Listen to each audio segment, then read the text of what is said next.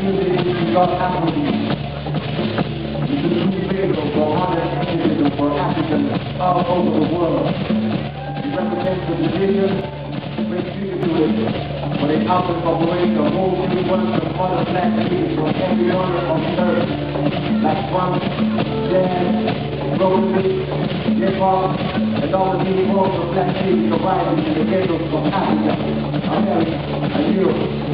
It is always taken in prayer, the music that is used to reveal the problems of African people. So it's demonstrated because meanings by their names.